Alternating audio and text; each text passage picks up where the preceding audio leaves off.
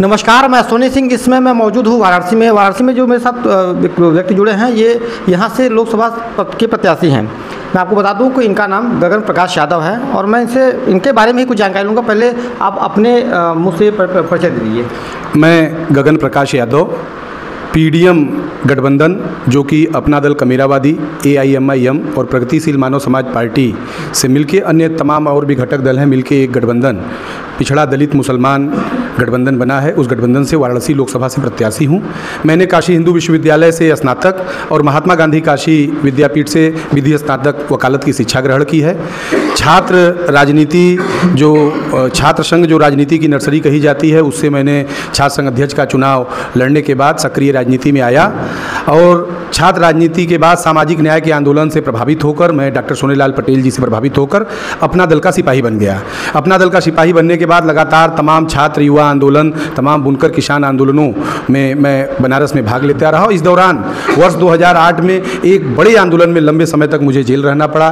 तमाम दुश्वारियों, विपरीत परिस्थितियों और तमाम किसान युवा आंदोलन, छात्र आंदोलन में रहते हुए आज 2024 के आम चुनाव में मैं वाराणसी लोकसभा से प्रत्याशी हूँ और आपके माध्यम से वाराणसी की जनता से, अपने वाराणसी के मूल निवासी जो गुजरात और गाजीपुर से आए हुए प्रत्याशियों के खिलाफ मुद्दे के आधार पर समर्थन मांग रहा हूँ।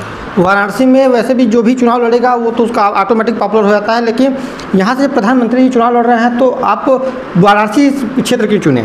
मैं वाराणसी का मूल निवासी हूँ। मैं वाराणसी में पैदा हुआ। मैंने वाराणसी में जो भी किसान आंदोलन, बुनकर आंदोलन, छात्र आंदोलन, युवा आंदोलन रहे, उसमें मैंने अपनी अग्रणी भूमिका यथासंभव निभाई। इसलिए मेरा पहला हक बनता है कि वाराणसी में जो तमाम बुनकर किसानों की समस्या है उनके खिलाफ मैं वाराणसी से चुनाव लड़ूँ और पार्टी ने भी तय किया कि वाराणसी से मुझे चुनाव लड़ना चाहिए, इसलिए मैं वाराणसी से प्रत्याशी हूँ।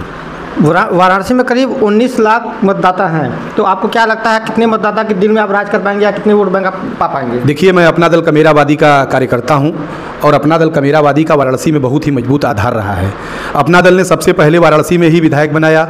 अपना दल ने वाराणसी में सबसे पहले जिला पंचायत अध्यक्ष, डिस्ट्रिक्ट बोर्ड का जो चेयरमैन होता है वो बनाया। वाराणसी में अपना दल का बड़ा सामाजिक आधार है और इस बार तो खास बात यह है कि हमारे साथ अपना दल की मजबूत ताकत के साथ ओवैसी जी की AIMIM भी है और प्रगतिशील मानव समाज पार्टी है। इसलिए हमारा दावा सबसे मजबूत है। इसलिए हम इस 19 लाख मतदाताओं के प्रतिनिधि के रूप में वाराणसी में अपना स्थान देखते हैं। हमें लगता है कि मुद्दे के आधार पे, बुनकरों के सवाल पे, किसानों के सवाल पे जनता हमें समर्थन देगी। तो आपका मेन, जैसे कि किसी न किसी पार्टी का हमेशा कोई ना कोई मुद्दा रहा है, तो आप किस मुद्दे आप चुनाव लड़ना चाहते हैं? देखिए, चुनाव के पहले वाराणसी में तमाम समस्याएं थीं। इस देश के प्रधानमंत्री श्री नरेंद्र मोदी जी के वाराणसी से सांसद होने के बावजूद वाराणसी में किसानों की उपजाऊ जमीन का अधिग्रहण, जमीन की लूट ट्रांसपोर्ट नगर के नाम पे किया जा रहा था, हाईटेक सिटी के नाम पे किया जा रहा था। रिंग रोड में किसानों की जमीन लूटी जा रही थी, उचित मुआवजा नहीं दिया जा रहा था। वैदिक सिटी के नाम पे किसानों की उपजाऊ जमीन का अधिग्रहण करने की कोशिश की जा रही थी। काशी द्वार के नाम पे अधिग्रहण की कोशिश की जा रही है। इन योजनाओं पे जब लड़ने का सवाल था तो सड़क पे डॉक्टर पल्लवी पटेल और अपना दल लड़ रहा था। इसलिए किसानों के मुद्दे पर जो लड़ रहा है यही हमारे मुद्दे हैं। इसके अलावा अगर हम किसानों के अलावा बात करें तो बनारस की पहचान बनारसी साड़ी से है और उस बनारसी साड़ी को बुनने का काम बुनकर करता है। तो देश के प्रधानमंत्री श्री नरेंद्र मोदी के सांसद रहने के बावजूद जो फ्लैट रेट पे उनको बिजली मिलती थी वो सब्सिडी खत्म करके वो बिजली कमर्शियल कर दी गई। इससे हमारे तमाम बुनकरों को भूखमरी और रोजी रोटी के संकट उत्पन्न हो गए। तो हमें यह महसूस हुआ कि अब अगर देश के प्रधानमंत्री को सांसद बनाने के बाद भी किसानों की जमीन लूटी जा रही है, बुनकरों की रोजी रोटी पे हमला किया जा रहा है, तो अब समय आ गया है कि हमको बुनकर, मुसलमान और कुर्मी किसान के सवाल पे खड़े होकर आगे बढ़ना चाहिए। तो जैसे कि आप एक विपक्षी नेता हैं, तो विपक्ष में ऐसे कर्नाटका में एक मामला चल रहा है, प्रज्वल रवन्ना के बारे में आप अच्छे से जानते होंगे, तो उनके बारे में क्या आप टिप्पणी कर सकते हैं? देखिए, कर्नाटक का जो सवाल है ये पूरे देश का सवाल है। इस संदर्भ में मैं टिप्पणी इसलिए नहीं करूंगा कि मैं वाराणसी लोकसभा से प्रत्याशी हो चुका हूं और मैं कोई राजनीतिक बात अन्य नहीं करना चाहता हूं। मैं पूरे तौर से लोकसभा वाराणसी का चुनाव लड़ना चाहता हूं। अच्छा, तो जैसे कि देखिए, वाराणसी में ऐसे BHU IIT का मामला काफ़ी तेज से बढ़ा, तो भारत में जगह जगह ऐसे हर जगहों पर मामला बढ़ता है, लेकिन उसको दबा दिया जाता है।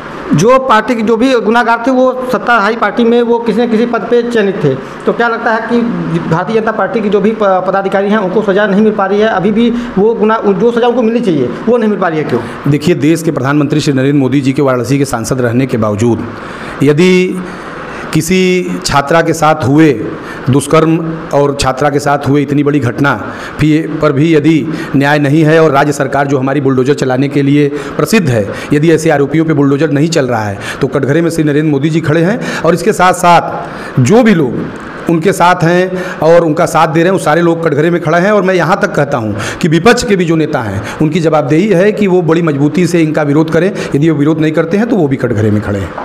तो आपको क्या लगता है कि वाराणसी लोकसभा सीट आपके अंदर आ जाएगी, आप उस सीट पे हासिल हो पाएंगे? देखिए, वाराणसी लोकसभा सीट के समीकरण की यदि आप बात करें तो एक तरफ भारतीय जनता पार्टी के प्रत्याशी और इस देश के प्रधानमंत्री श्री नरेंद्र मोदी जी हैं, और दूसरे तरफ यदि कोई मजबूत विकल्प है तो वो अपना दल AIMIM से बना हुआ गठबंधन PDM गठबंधन है। और इसलिए भी है कि यदि आप समीकरण की बात करें तो वाराणसी में सबसे अधिक वोटर पटेल समाज का है, और पटेल समाज की पूरे उत्तर प्रदेश में पटेल और OBC समाज की सबसे स्वाभाविक नेता कृष्णा पटेल जी हैं, पल्लवी पटेल जी हैं। और बड़ी आशा भरी निगाहों से हमारी पार्टी को, जो भारतीय जनता पार्टी के लोग तोड़े थे, एक दूसरी पार्टी अपना दल यस बनी है, उसके कार्यकर्ता और मतदाता भी 2 बार श्री नरेंद्र मोदी जी को वोट दिए, लेकिन वो भी किसान ही हैं। उनकी ज़मीन पे हमला हुआ, उनका काम नहीं हुआ, तो वो भी नाराज़ हैं, वो भी अंदर अंदर आपके साथ खड़े होने के लिए तैयार हैं। वहीं अगर आप विपक्ष की ओर चलें तो वाराणसी में समाजवादी पार्टी का कोई प्रत्याशी नहीं है। सुरेंद्र पटेल जी को प्रत्याशी बनाने के बाद उनको हटा दिया गया। इस बात को लेकर भी समाजवादी पार्टी के कार्यकर्ताओं में गहरी नाराजगी है।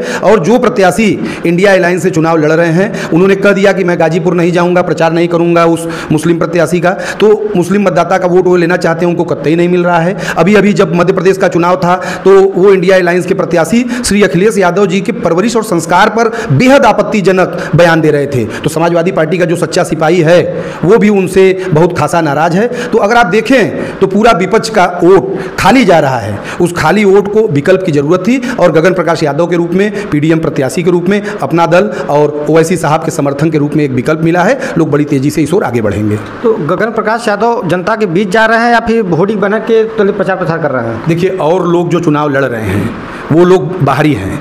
एक व्यक्ति गाजीपुर से यहाँ आके और बनारस संसदीय क्षेत्र के दूसरे क्षेत्र से विधायक रहे, यहाँ से लोकसभा लड़े, 2009 का चुनाव हारे, 14 का चुनाव हारे, 17 का हारे, 19 का हारे और 22 का हारे। मैं बार बार कहता हूँ कि रोटी तवे पर है, अगर उसे पलटी नहीं जाएगी तो जल जाएगी। और वो प्रत्याशी डमी है और उनकी रोटी जल के पूरी तरह से नीचे से राख हो गई है, एक तरफ पूरी कच्ची है। बनारस की जनता एक नया विकल्प चाहती है, और मैं बनारस में पैदा हुआ, बनारस की यूनिवर्सिटी में छात्र संघ अध्यक्ष का चुनाव लड़ा, बनारस के ही तमाम किसान आंदोलनों में रहा, बनारस से ही मैं जेल गया, बनारस से ही लड़ाई लड़ते हुए मैं यहाँ तक पहुँचा हूँ, और बनारस के लोगों के बीच में रह के हमारी पार्टी और मैं काम किया हूँ। इसलिए सबसे बेहतर विकल्प हम अपने को मानते हैं। शेष 1 जून को जनता को तय करने के लिए जनता निर्णायक है, जज है। जनता को हम अपना मुद्दा और विकल्प बता रहे हैं। जनता यदि हम लोगों के साथ आएगी तो हम लोग बनारस में लोक बंधु राजनारायण जी ने तत्कालीन प्रधानमंत्री को हराया था, मैं भी उन्हीं के गाँव का हूँ। हम लोग भी तत्कालीन वर्तमान प्रधानमंत्री को हरा के बनारस से रिकॉर्ड बनाएंगे।